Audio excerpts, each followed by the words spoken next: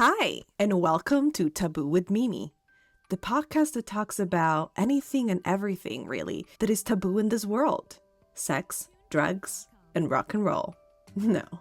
But seriously, I go around the world because I'm a digital nomad and I interview people from different cultures and ask them about their taboos. Why? Because it's time to talk about them. Some things will hopefully make you think. Others will maybe gross you out. But most things will be something you can relate to.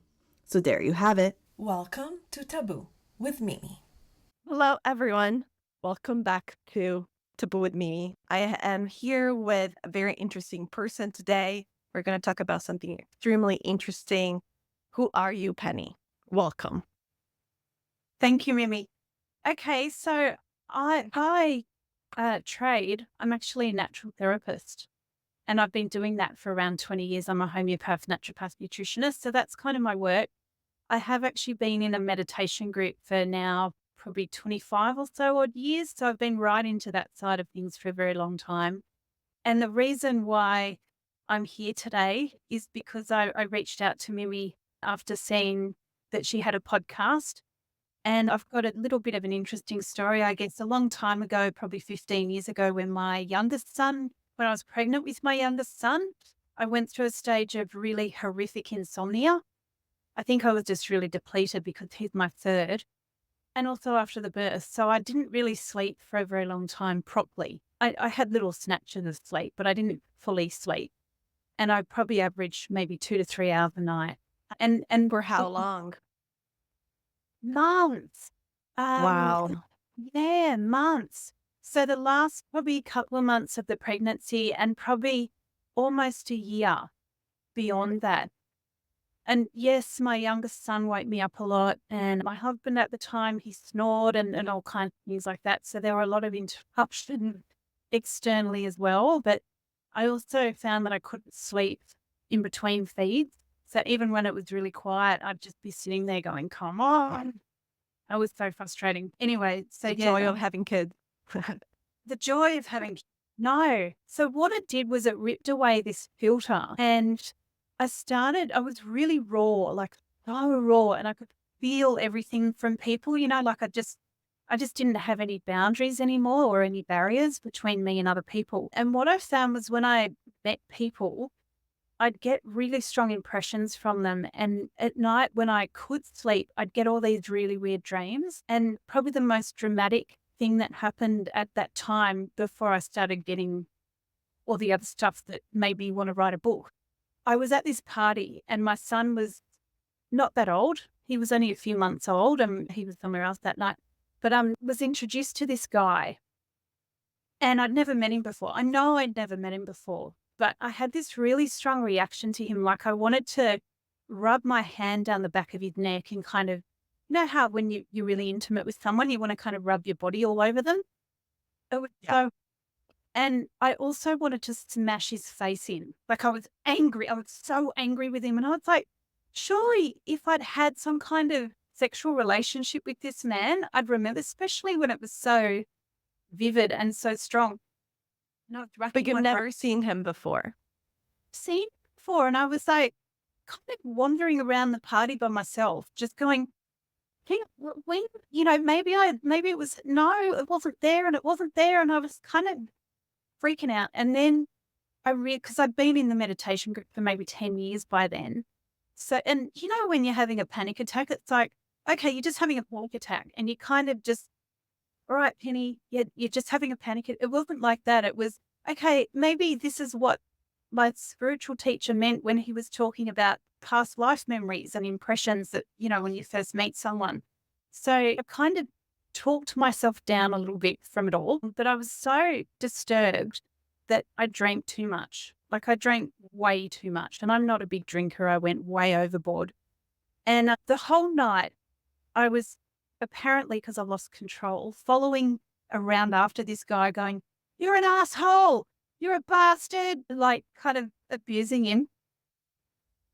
And then I spent following his girlfriend or his actual fiance around going, don't marry this guy. He's going to gamble all your money away and he's going to cheat on you and sleep around and not look after you properly. Oh God, I made such a fool of myself.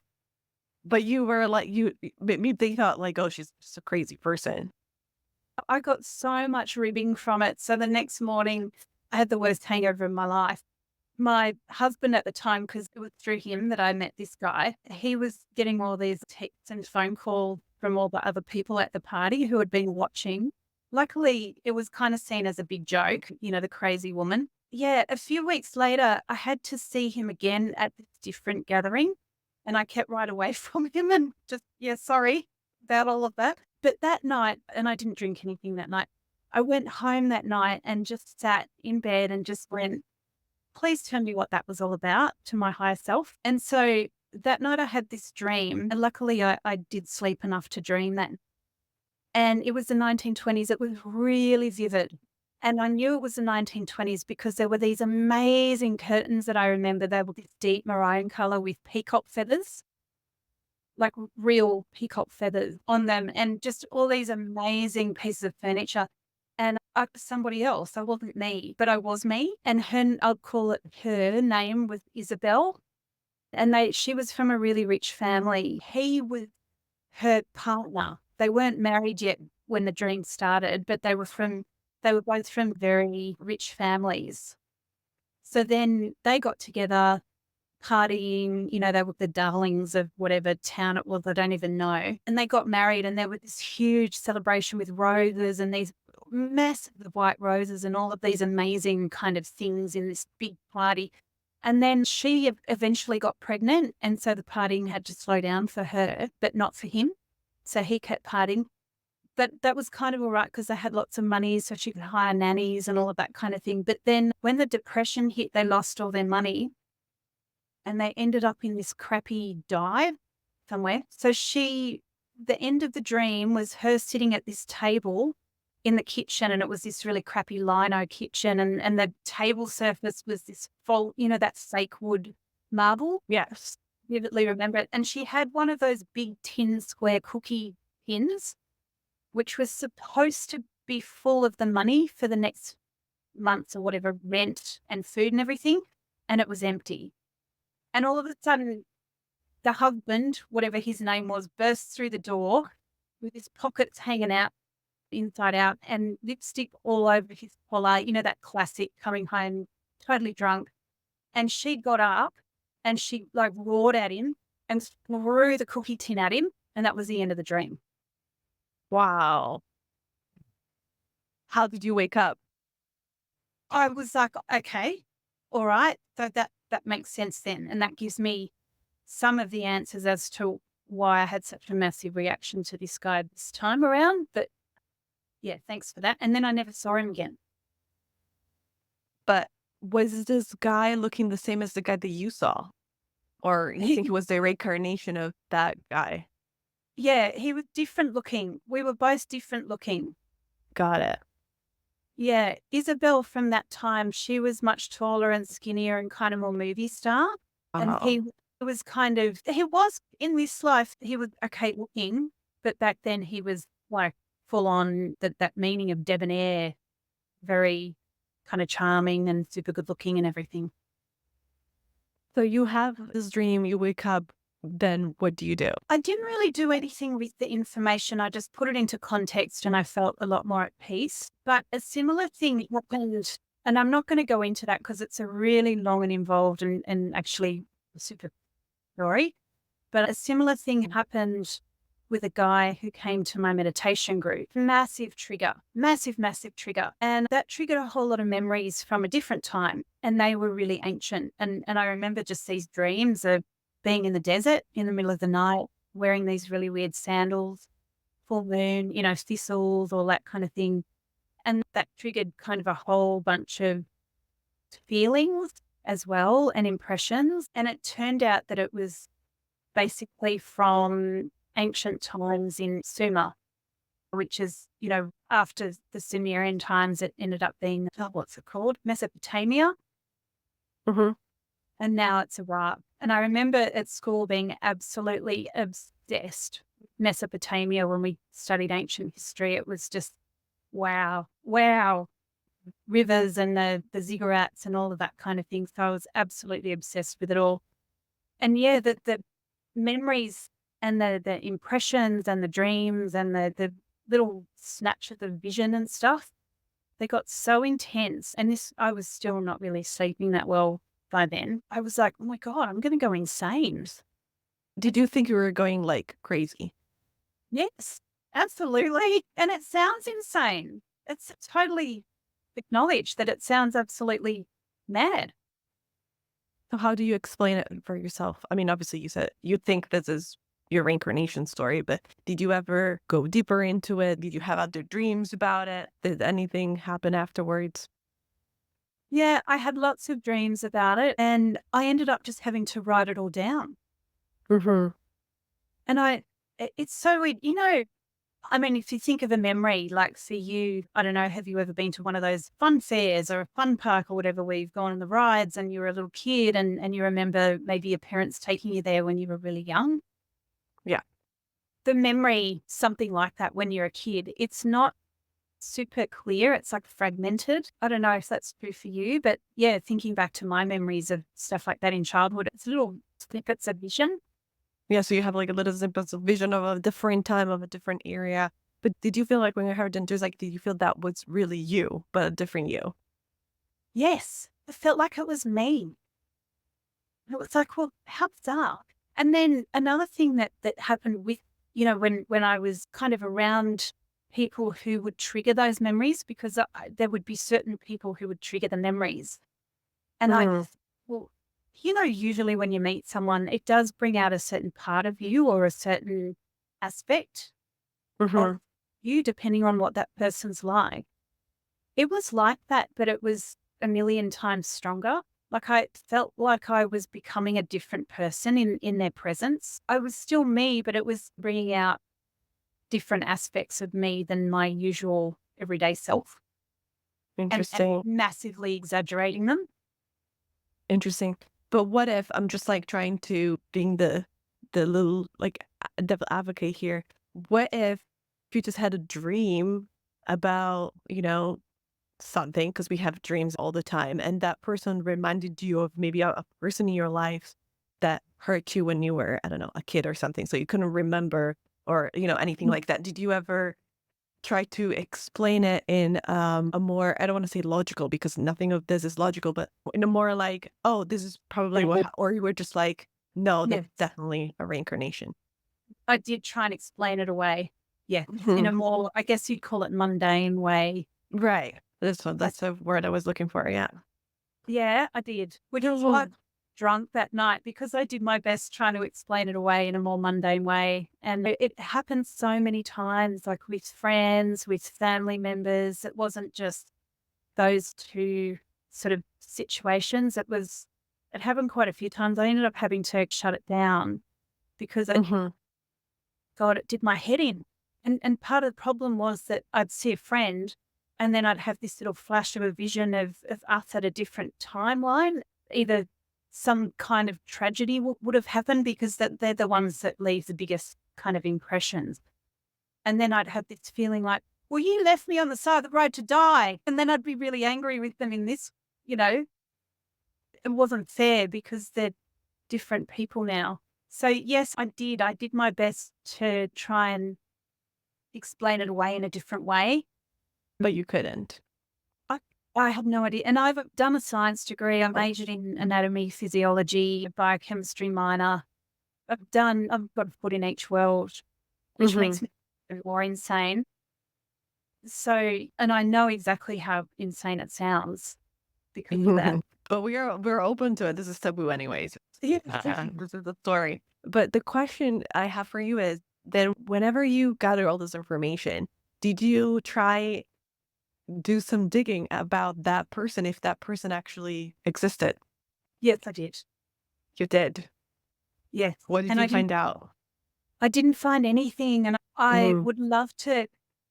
She lived around, I think she was born around that 1900 kind of mark because she Hmm. was been around that 18 to 20 sort of age, around the 1920s. I'm pretty sure it was in the US. Hmm. And I'm pretty sure it was around that kind of Reno sort of area. I don't even know, That area. that area, with kind of desert. And her Yeah. name was Mel. That's all I know about her. Right. So there probably wasn't like a lot of information, a lot of records about all these people. It's also a pretty hard task to actually go and find this person if you wanted to, not knowing where she was from or what age she was born or something like that. But That's right. Yeah. I'm interested, and then I want to talk a little bit more about your book. But I'm interested to know, what was the reaction of the people around you when you told them the story? I really picked who I chose to tell. Well, now you're choosing the world. Only because, I mean, I grew up in a very conventional, well, it wasn't that conventional, but it was very kind of white picket fence. My parents are scientists, and I've always been told, oh, Penny, you've got such an overactive imagination. Hmm. I was the one who had the weird dreams. I was the one who took too long walking to my piano lesson because I was lost in the beautiful tree bark and the birds flying up in the sky and all of that kind of thing. And by the time I got to my lesson, it was over, things like that. So I was kind of a bit black sheep of the family. And my brother and sister, they're very scientific as well. So I don't know what happened with me, but I kind of broke the mold, I suppose.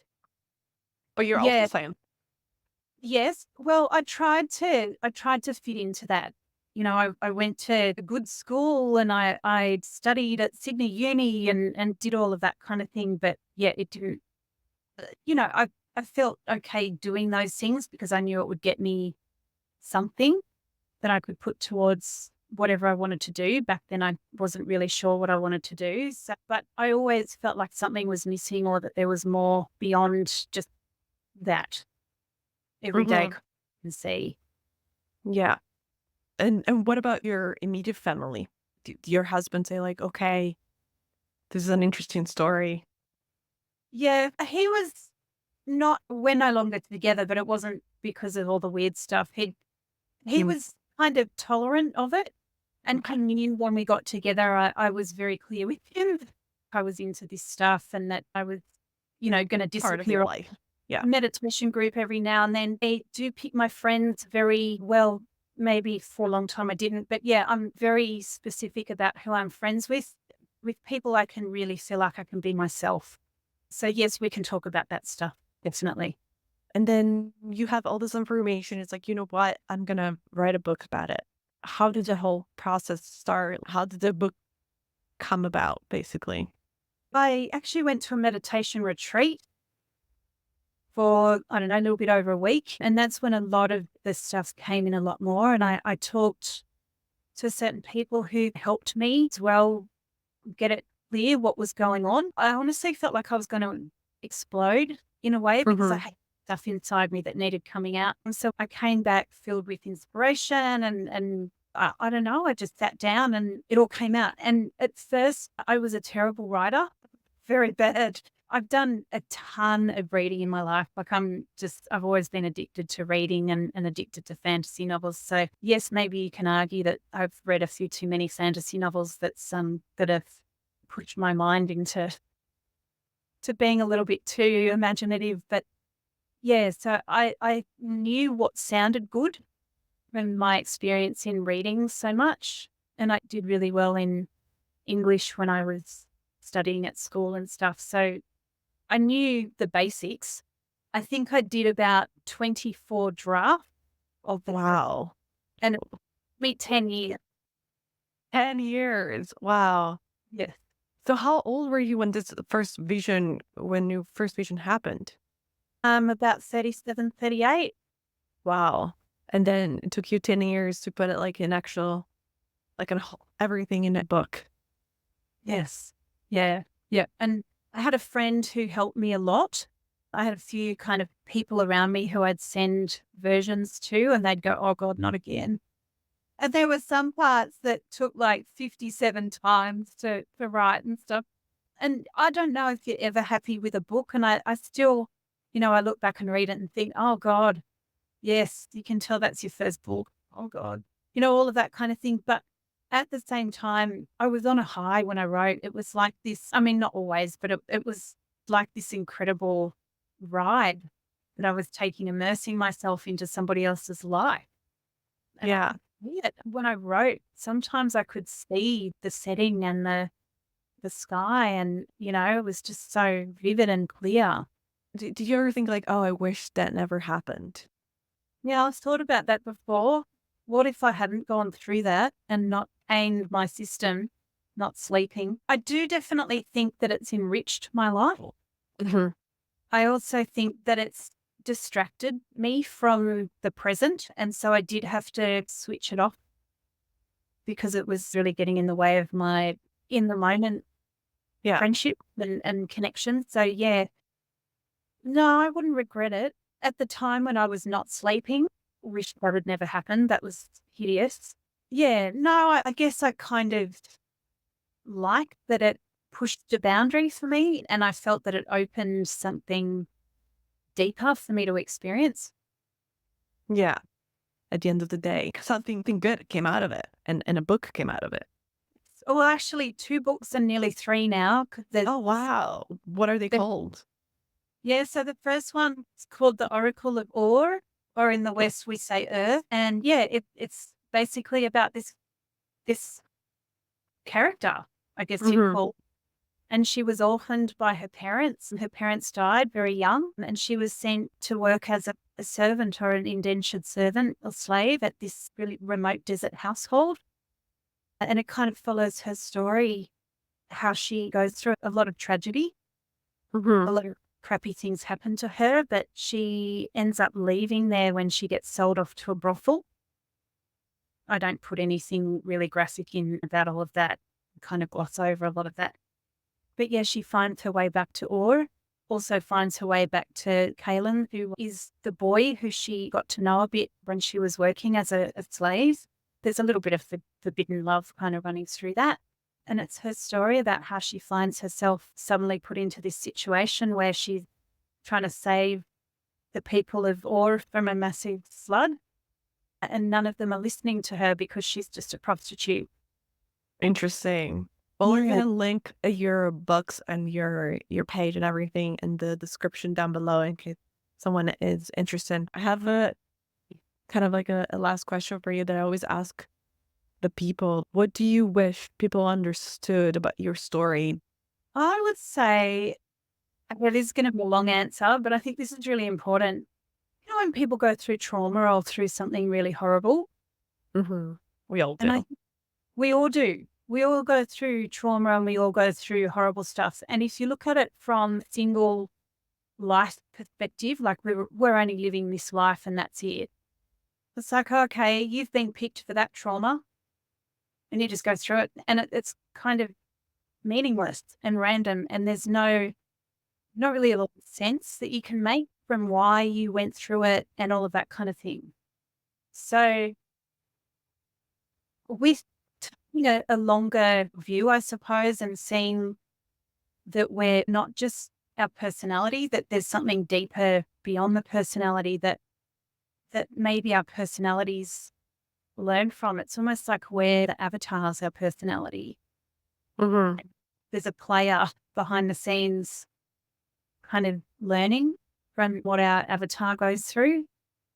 So then you can look at these things and maybe say, oh, okay, yes, it was a tragedy to have gone through what we went through, but it's not necessarily as black and white, good and bad as what we think it is. That Hmm. there's more behind the scenes that if we understand that, we can maybe make more peace with what happened and understand a little bit more around, say, karma, maybe what we did in our past lives that possibly contributed to now. How many people that have gone through something similar of like what you've been through have you met so far in the past? You said 10 years. That's when the first time, like the first vision happened. Yeah, I've met a few actually. Every person I've come across has experienced things a little bit differently. Hmm. So I wouldn't say that we can go, oh, yes, we've got this in common and that in common. Right. They're all different stories. They're different stories and different ways of accessing, I suppose. Yeah, some people might say, oh, well, maybe they're not just yours. Maybe that's kind of accessing the collective. which that's a possibility and I wouldn't rule it out. But because they felt so much like this kind of memories, if I was going to the fun park and I remembered those little fragments of memories really well, it kind of felt the same as I don't know how to kind of speak for all the differences that everybody's kind of been through in experiencing all of this. But yeah, a lot of them experience dreams. That is a commonality, I would say, amongst all of you. Very common. And I think we all do it at some level anyway. I don't know. Have you ever met somebody and had a really strong first impression for the first Yeah, time? or like you the feeling like I feel like I've met you before, or that Yeah. we've known each other for a very long time. It's usually when people like meet their soulmates. I feel like we've known each other forever or something like that. Yeah. So there's something beyond the personality that we don't understand that we go, yes, I recognize you somehow. Yeah. And very, very, very last question, and then I'm gonna let you go. But like, why do you think talking about these things is taboo? Reincarnation, for example. I mean, obviously this is a big topic, but why do you think this is so taboo? To the point that like even when you're talking to me, I feel like, you're like obviously you're comfortable with your story and everything, but I feel like there is a little bit of a taboo layer over there. Like, something that, is a little bit unusual. Yes. If I were to bring this into, say, because I do lecturing in nutrition and naturopathy and all that kind of stuff. If I was to bring that in to my nutrition lecturing or whatever, it Yeah. would be out of context and people would look at me like, what are you on? And I think when you're a nutrition and all that's still a little bit alternative, a little bit out of the mainstream. But if I was to go out there into a mainstream environment, like the one I grew up in, and maybe that's why I'm kind of a little bit not super comfortable or always with talking about it. And if I went and announced, oh, hey, I've got these like past life memories of previous incarnations, Hmm. yeah, I think I'd be labeled a freak. Yeah. So you're like, if I heard the story, I would freak out myself. I can very happily accept that kind of thing from other people because, it's a thing. I've Hmm. about it a lot. I've read about it a lot, but to actually experience it and, experience the solidity of the memories, I Hmm. suppose, and the realness of the memories. And to go, yes, reincarnation absolutely 100% exists. I have absolutely no doubt. If I was standing with a bunch of scientists, they'd laugh at me. And so I guess that's my big dilemma is having grown up in such a scientific conditioning. And Your background versus what you're experiencing, they collide there. So you're like, how to explain this, like yeah, duality, basically. yeah. And a part of me is also, I mean, I'm a homeopath as well. And even with homeopathy, it's a little bit of a stretch for science to accept. And Hmm. there's I think I'm half skeptic, half believer. And every time I see a good result with homeopathy, I'm like, wow, wow, that's amazing. Surprise almost, kind of like that. The skeptic kind of takes over and it's this battle, I suppose, between the skeptic and the whatever else you want to call it, believer. Yeah. Hmm. Well, Penny, that was a very interesting story. Thank you so much for sharing it with us. It does take, as you said, like some courage. Mhm. And even though you have 3 books out there, so we will link all of books in the description below. You also have a website, I guess, is there everything there? Yeah, yeah, yeah. I've got a website or I've got like on the publisher's website, there's a little blurb and stuff that I can give you. Yeah. Amazing. And well, thank you. Thank you. Thank you so much, Mimi, for having me. Have a wonderful day, evening, actually. 'Cause Yeah. Australia, Italy. All right. Bye Yeah, bye. thank And to everyone else, you. see you next week.